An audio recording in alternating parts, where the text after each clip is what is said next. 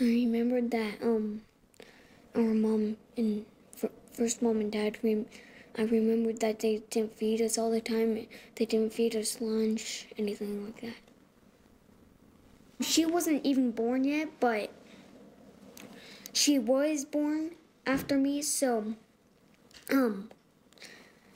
I used to feed her, but then I used to feed her once she was born. I was feeding her bottles, changing her diapers, and I had to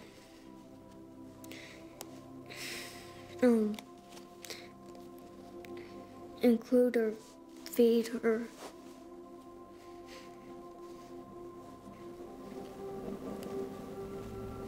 How old were you? I was about 6, 5, 4. I think about it because it's a little scary, because I had to do all the work.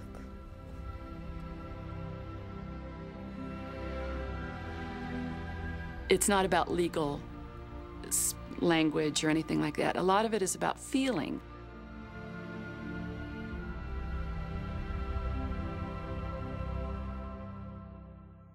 On many occasions, my parents would Michael and Brenda would just get drunk all the time. And whenever that happened or they would take drugs, it would just be devastating because it would end with one of us children being hit and beaten and yelled at. You really have to bring these children to life for the judge so that the judge can see what the children are going through, what their reactions are to everything that's happening to them. With me being the oldest and everything, I had to take care of my siblings. They never did anything for them. When Ariel was born, I was the one who got up at 4 in the morning and gave her her bottle. I was the one who changed her diapers. I was the one who took them all on a walk through the neighborhood or through the trailer park. Tiffany was frequently left alone with her brother and sister. She frequently tried to find something for them to eat.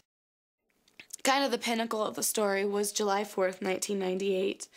We went to a party. It was like any other party, lots of drinking, lots of drugs.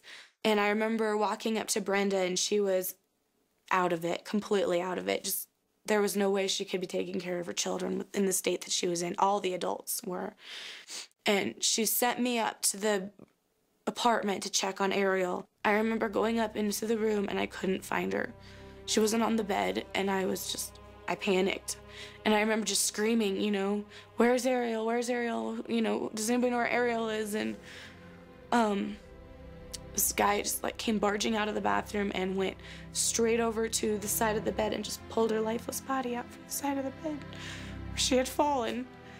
And I just couldn't believe it. And he just laid her on the bed and just took off. He just left the room. And I picked her up, and I was trying to, I couldn't figure out what was wrong. She was horrible colors, just blues and purples. She had been there a long time. And I remember just walking out onto the deck, and Brenda and everybody was just charging up the stairs because they knew something was wrong, and just saying to her, "Ariel's dead. She's dead." And I didn't know what to do, and I was scared. I was 9 years old. I didn't know what was going on. When the baby sister was buried, there were no funds for a stone for her grave. Tiffany was appalled by that.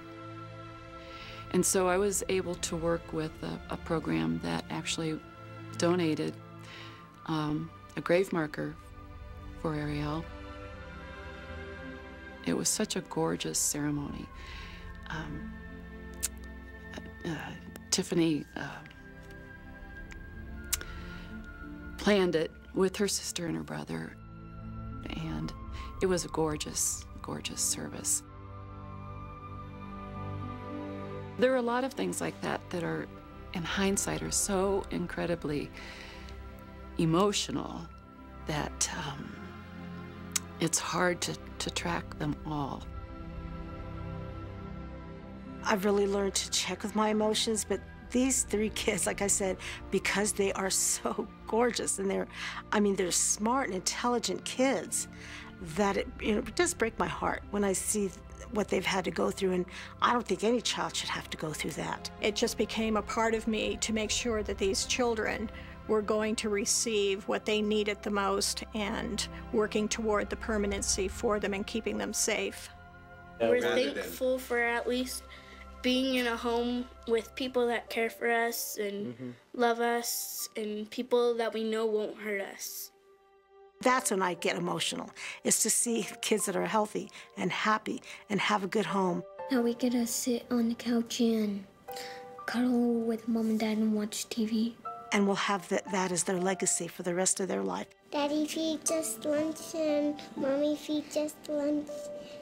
They take care of us. When that CASA worker is in the courtroom, they are truly speaking for the child and standing up for that child's opinions and wants and needs. Of course, the biggest one was the day of adoption. That was huge. Pretty cool. When I was in high school, she was definitely a mentor for me. I want to be like Teresa. I want to go as far as Teresa's gone. I can still visualize her so clearly as the little girl that I met, and she's now a grown-up young lady. It's incredible. I just love her to death.